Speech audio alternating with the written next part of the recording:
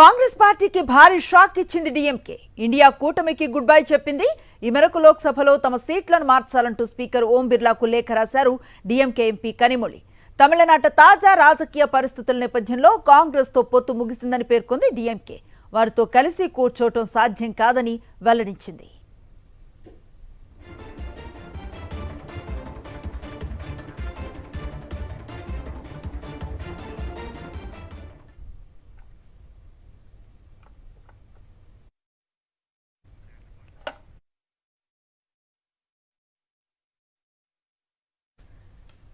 Right, ఇదే అంశానికి సంబంధించిన మరింత సమాచారాన్ని మా కరెస్పాండెంట్ వెంకటేష్ అడిగి తెలుసుకుందాం. వెంకటేష్, ఎలా చూడొచ్చు ఈ పరిణామాన్ని? కాంగ్రెస్ పార్టీతో పొత్తుకు డిఎంకే అధికారికంగా గుడ్ బై చెప్పింది. కాంగ్రెస్ తో కలిసి ఇక ఇండియా కూటమిలో కొనసాగలేమని డిఎంకే స్పష్టంగా ప్రకటించింది. ఈ మేరకు లోక్సభ స్పీకర్ ఓం బిర్లాకు ఆ పార్టీ ఎంపీ స్టాలిన్ సోదరి కనిమొళి లేఖ రాశారు. కాంగ్రెస్ పార్టీతో ఉన్నటువంటి పొత్తు ఇక ముగిసింది, it comes to an end అనేటువంటి వర్డ్ యూజ్ చేశారు. సో కాంగ్రెస్ పార్టీతో ఉన్నటువంటి పొత్తు ముగిసినటువంటి నేపథ్యంలో ఇక ఎంత మాత్రం కూడా లోక్సభలో కాంగ్రెస్ పార్టీతో కలిసి కూర్చోవడం సాధ్యం కాదని ఆ లేఖలో స్పష్టం చేసింది. సో ఆ నేపథ్యంలో ప్రస్తుతం ఉన్నటువంటి సీటింగ్ అరేంజ్మెంట్ మార్చాలని విజ్ఞప్తి చేసింది.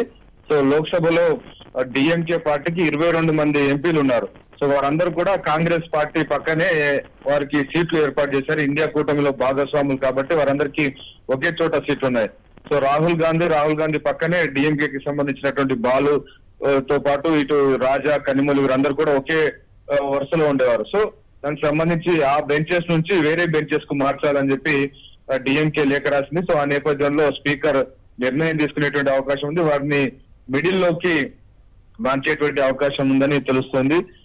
దీనికి ప్రధానమైనటువంటి కారణం డిఎంకే తో పొత్తు కాదని టీవీకేతో చేతులు కలపాలని కాంగ్రెస్ పార్టీ నిర్ణయించుకుంది. సో ఆ నేపథ్యంలోనే నిన్నటి నుంచి డిఎంకే స్పష్టంగా చెప్తోంది కాంగ్రెస్ పార్టీ ఒక ద్రోహి అని, బ్యాక్ స్టాబర్, వెన్నుపోటుదారు అని కాంగ్రెస్ పార్టీని చాలా తీవ్ర విమర్శలు డిఎంకే చేసింది. సో ఆ తర్వాత కూడా కాంగ్రెస్ పార్టీ దాన్ని సబ్సైడ్ చేసేటువంటి ప్రయత్నం చేయలేదు. సో ఆ గ్యాప్ మరింత పెరిగి ఈ రోజు ఏకంగా స్పీకర్ కే లేఖ రాయడంతో ఇక ఇర్రివర్సబుల్ సిచ్యువేషన్ కి కాంగ్రెస్ డిఎంకే పొత్తు వెళ్ళిపోయింది. నిజానికి చాలా కాలంగా డిఎంకే కాంగ్రెస్ పొత్తు చాలా రోజుల నుంచి కొనసాగుతున్నటువంటి సందర్భం మనం చూసాం. సో తాజాగా తమిళనాడులో ఏర్పడినటువంటి రాజకీయ పరిణామాల్లో డిఎంకే కు రామ్ చెప్పి టీవీకే విజయ్ తో కలవాలని కాంగ్రెస్ పార్టీ ఏకపక్షంగా నిర్ణయం తీసుకోవడాన్ని డిఎంకే జీర్ణించుకోలేకపోయింది. అలాగే నిజానికి ఎన్నికల కంటే ముందు కూడా టీవీకే తో పొత్తు పెట్టుకోవాలని ప్రయత్నం చేసింది కాంగ్రెస్ పార్టీ, కానీ ఆ సందర్భంగా చిదంబరం ఒప్పుకోలేదు. సో నమ్మకమైనటువంటి మిత్రుడు డిఎంకే ఉండగా టీవీకేతో ఎందుకు వెళ్ళడమని ఆయన అప్పట్లో నిరోధించారు. సో అది కాస్త ఎన్నికలలో స్టాలిన్ ఓడిపోవడంతో ఇక కాంగ్రెస్ పార్టీ నేత రాహుల్ గాంధీ స్పష్టంగా ఏకంగా నేరుగా విజయ్ తో టెలిఫోన్ లో మాట్లాడి పొత్తును ఖరారు చేసుకుని ఆ పార్టీకి ఏకపక్షంగా మద్దతు ప్రకటించారు. సో ఈ పరిణామాలతో డిఎంకే కు తీవ్ర ఆగ్రహం తెప్పించింది. సో ఎన్నికల సమయంలో ఒక తరహా, ఎన్నికలు అయిపోయిన తర్వాత ఒక తరహా, ఒక వెన్నుపోటుదారులాగా, ద్రోహిలాగా మారారు. కాబట్టి ఇక కాంగ్రెస్ పార్టీతో ఎంతకాలం కొనసాగేటువంటి ప్రసక్తి లేదని ఈరోజు DMK MP Kanimozhi Lok Sabha speaker కు లేఖ రాశారు. సో డెఫినెట్ గా ఈ పరిణామం జాతీయ రాజకీయాల్లో కూడా చాలా అనేక సంచలనాలను నమోదు చేసేటువంటి అవకాశం ఉంది. రాబోయే రోజుల్లో చాలా కీలక పరిణామాలు జాతీయ రాజకీయాల్లో చోటు చేసుకునే అవకాశం కనబడుతోంది. రైట్, తమిళనాడు ఎన్నికల ఫలితాల తర్వాత సంప్రదాయ పార్టీలైనటువంటి డిఎంకే, అన్నా డిఎంకే పార్టీలో అంతర్గతంగా చాలా మార్పులు చోటు చేసుకున్నట్లుగా కనిపిస్తోంది.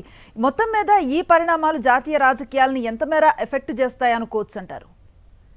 నిజానికి కాంగ్రెస్ పార్టీ ఏం చెప్తే అది డిఎంకే జాతీయ రాజకీయాలు అదే పాలసీని ఫాలో అయింది. ఇక నుంచి డిఎంకే స్వతంత్రంగా నిర్ణయాలు తీసుకునేటువంటి అవకాశం లభిస్తుంది. సో రీసెంట్ గా మనం చూసాం, మహిళా రిజర్వేషన్ బిల్లుకు సంబంధించి, పునర్విభజనకు సంబంధించినటువంటి బిల్లును కాంగ్రెస్ పార్టీతో కలిసి డిఎంకే వ్యతిరేకించినటువంటి పరిస్థితి. సో ఈ నేపథ్యంలో ఇక్కడ నుంచి డిఎంకే ఇండిపెండెంట్ గా స్వతంత్రంగా తన రాజకీయ అవసరాలు, తన ప్రయోజనాలకు అనుగుణంగా స్వతంత్ర నిర్ణయాలు తీసుకునేటువంటి అవకాశం ఉంది. సో ఒక తటస్థ పార్టీగా జాతీయ రాజకీయాల్లో ఉంటే అవసరం మేరకు ఇటు ఎన్డీఏతో కానీ లేదంటే వ్యతిరేకించేటువంటి అవకాశం ఉంటుంది. సో ఆ ఫ్లెక్సిబిలిటీ డిఎంకేకి వస్తుంది. ఖచ్చితంగా ఇది ఇండియా కూటమి నుంచి డిఎంకే బయటికి రావడం డెఫినెట్ గా ఇది బీజేపీకి ప్రయోజనం కలిగించేటువంటి అంశం. దాదాపు 22 మంది డిఎంకే ఎంపీలు ఉన్నారు. కాంగ్రెస్ స్టాండ్ కనుక అగెనిస్ట్ గా వీళ్ళు ఓటు వస్తే అది ఖచ్చితంగా బీజేపీకి అడ్వాంటేజ్ గా మారుతుంది. లేదంటే తటస్థంగా ఉన్నప్పటికీ ఆ అధికార పక్షానికి అడ్వాంటేజ్ గా ఉంటుంది కాబట్టి ఖచ్చితంగా జరుగుతున్నటువంటి పరిణామాలు బీజేపీకి లాభించేదిగా కనబడుతున్నాయి. Right, thank you Venkatesh.